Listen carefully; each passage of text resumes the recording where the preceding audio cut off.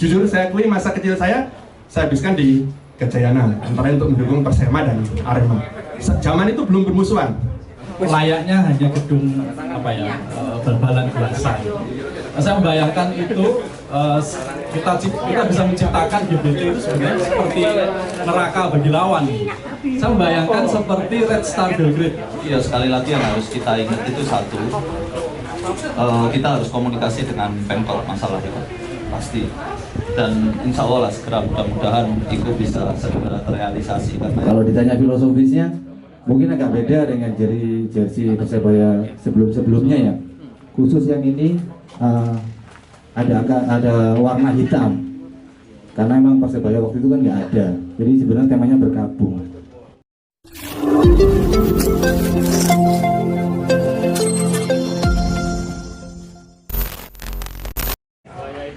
Baik, assalamualaikum warahmatullahi wabarakatuh. Selamat siang, salam sejahtera bagi kita semua. Terima kasih pada kesempatan yang diberikan. Saya nggak tahu kenapa saya disuruh ngomong, karena saya juga bonek biasa. Mas Tulus yang apa? Oke, kalau kita semua adalah bonek biasa. Jadi, karena kita bersama kita jadi luar biasa. Masing-masing dari kita adalah biasa. Tapi kalau kita bersama kita luar biasa. Mungkin Mas Putih bisa sharing cerita. Soalnya sepengetahuan saya, Om Putih ini dulu spending his childhood, mungkin masa kecilnya di Malang, mungkin bisa memberikan perspektif yang berbeda bagaimana menonton di Gajayana dan kemudian menonton di Tambak Sari. Mungkin begitu, Om. Silakan. Terima kasih. Saya mungkin sebuah anomali ya. Orang Bali, lahir di Surabaya, ibu saya orang Malang, tumbuh besar di Malang. Kemudian kembali ke Surabaya tahun 93 saat masuk SMA gitu. Jadi jujur saya akui masa kecil saya habiskan di Gajayana, antara untuk mendukung Persema dan Arema. Zaman itu belum bermusuhan. Zaman tahun 80-an itu belum ada tragedi Nurkiman, tragedi Sepultura dan sebagainya ya. Masih santai. Bahkan orang Malang pun pada saat Persebaya masuk final 87 dan 88, kami semua nonton TV bareng-bareng di pos kamling karena lampu mati waktu itu di Malang. Jadi kami semua nonton Persebaya mengalahkan Persija 3-2. Arema masih belum, ya masih bukan divisi utama Liga. Kami melihat sama-sama mendukung Persebaya, belum ada rasa benci, belum ada rasa ini segala macam itu. Itu masih Arema lahir tahun 87. Ya masih ke Atama kan? Iya, Arema tahun 87 dan masih tim papan bawah ke tengah lah. Jadi dan pemain Arema pun banyak dibantu oleh Pak Wenas, Niak Mitra. Ada Jonathan, Jamrawi, kemudian saya lupa beberapa pemain Papua ya, Panus Korwa, Domingus Noweni, kemudian si Raja Dabu ya, Meki Tata, yang mabuk aja bisa jadi top skor ya. Meki Tata itu dulu biasanya di Gang 3 Celaket itu, kalau mabuk saya sering, waktu saya masih SMP sering ketemu ya. Saya juga sering latihan bareng waktu saya SMP di Malang juga di Rampal, sering latihan bareng dengan mereka. Kemudian tahun 93 saya pindah ke Surabaya. Saya tetap menyukai Arema, menyukai dalam tanda kutip gimana saya dulu besar di Malang. Jadi saya menyukai, apalagi mereka baru juara tahun 92. Tapi saat pindah ke Surabaya, saya melihat mitra Surabaya sebenarnya waktu itu dikuyok-kuyok lah kasarannya gitu. Mereka tim yang nggak ada supporternya, Nun Sewu ya, Arek Surabaya lebih banyak nonton Persebaya ya. Apalagi waktu Liga digabung, ini mungkin sebagian banyak yang belum tahu ya Mas Tulus.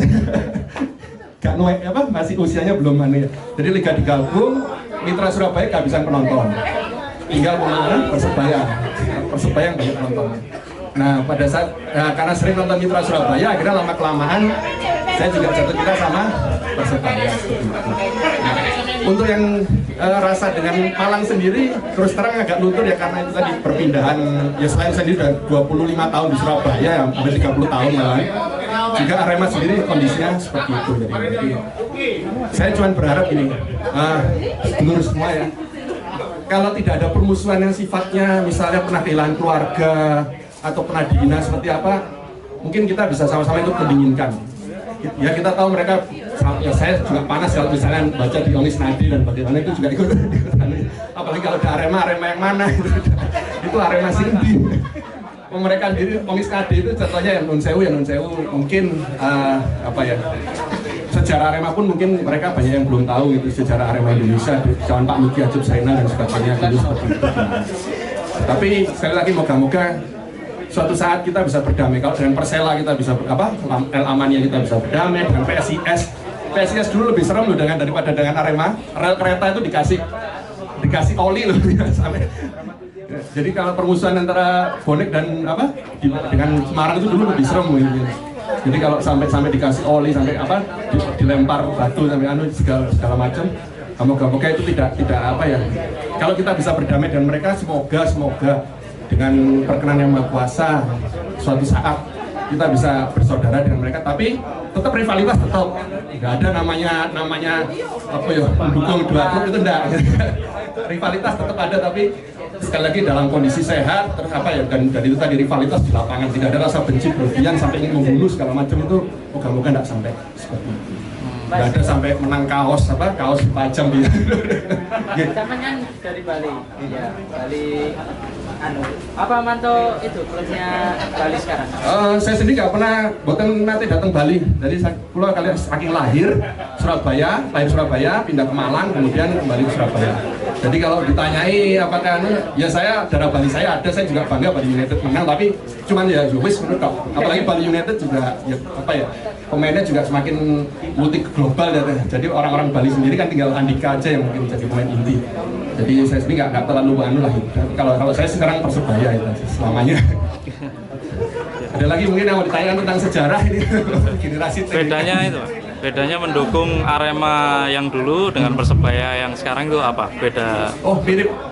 Kecintaan kalau dulu yang saya ingat pada saat saya SMP, SMA kelas SMP itu ya cintanya seperti itu, mirip. Jadi seperti gandol, masuk stadion melo seperti itu, atau manjat atau karcis nggak disobek, dilemparkan dari atas dilemparkan lagi ke bawah, itu mirip sekali dengan di G10N seperti itu dulu. Jadi sebenarnya non sewu ya, kita di Malang dulu juga sebenarnya mengidolakan, sempat pada zaman itu ya, itu sebenarnya mengambil contoh banyak teladan dari Niak Mitra dan Persebaya. Cuman karena perjalanan waktu dan begitu banyak permusuhan, begitu banyak tragedi dan sebagainya, akhirnya ya itu yang terjadi. Jadi seperti itu Mas Tulus, kalau minta ya keunikan saya seperti itu. Tapi jangan khawatir, saya bukan mata-mata. Tetap saya udah 30 tahun di Surabaya, lahir juga di Surabaya gitu. Ada lagi yang mau sharing? Ya, mitra Surabaya dan kemudian Persebaya itu semua. Kita aja salam satu nyali. Wani, matur nuwun butuh, matur suksma nggih. Undian berikutnya jatuh kepada undian menjadi juara, salah satunya adalah sapu bersih Lagahum. Sapu bersih Lagahum bagaimana menciptakan stadion itu benar-benar tempat yang tidak nyaman bagi tim tamu. Kemudian yang mau saya tanyakan ini karena Mas Obed di orang sendiri ya, apakah ada kemungkinan ini Pak Yahya juga untuk mendesain ulang ruang ganti pemain segala macam agar bisa menjadi tempat yang siap mural, nyaman segala macam. Mungkin juga Pemkot dan manajemennya juga bagus hubungannya. Bagaimana dari Mas Obed dulu? Apakah sudah mempersiapkan konsep segala macam? Iya, sebenarnya kalau mempersiapkan sudah lama. Artinya dulu itu saya pernah mikir, kenapa sih GBT layaknya hanya gedung bal-balan gelasan. Saya membayangkan itu kita bisa menciptakan GBT itu sebenarnya seperti neraka bagi lawan. Saya membayangkan seperti Red Star Belgrade.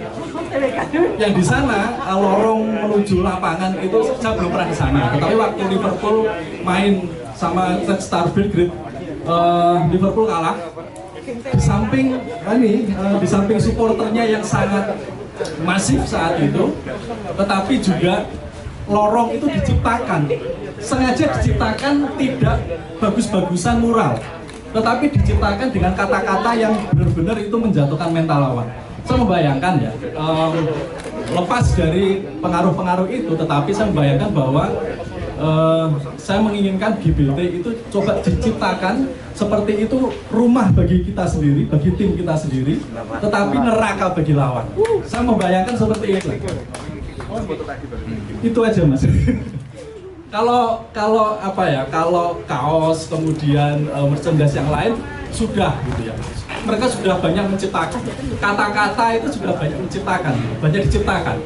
Tetapi untuk stadion gitu, stadion untuk bagaimana supaya menciptakan harga diri pemain itu lebih besar gitu ya ketika akan bermain, saya membayangkan bahwa sedikit banyak itu akan terpengaruh. Termasuk juga ya saya nggak ngerti ya masalah kepemilikan stadion ya, tetapi kalau itu diciptakan untuk edukasi gitu ya, untuk edukasi tentang Persebaya, nggak ada salahnya juga kalau misalnya mencoba untuk menciptakan ini memorabilia. Nah, itu sangat memorable gitu. Jadi saya membayangkan hal-hal kecil seperti itu bisa mendongkrak semangat itu. Pak, jadi gini, itu kan udah tahun ini memang aku sempat ngobrol juga dengan teman-teman, banyak aku udah ngobrol masalah GBT. Tapi ya sekali lagi yang harus kita ingat itu satu, kita harus komunikasi dengan Pemkot masalah itu pasti. Dan insya Allah lah segera, mudah-mudahan itu bisa segera terrealisasi karena itu memang salah satu cara. Berarti ya, kita saat ini kan berkolaborasi terhadap kita kolaborasi semuanya. Makanya lagi-lagi aku selalu ngomong kuncinya adalah bersatunya semua elemen yang ada dalam Persebaya, itu kunci. Jadi ya semoga ini bisa terrealisasi gitu. Masalah mengangkerkan stadion, bukan cuma gambar itu, termasuk cancang mungkin ya. Detik sekian, menit sekian, saat GBT moro-moro jerit opo loh, iya toh kan bisa kayak gitu lah ya, mungkin semoga lah itu terrealisasi. Makasih.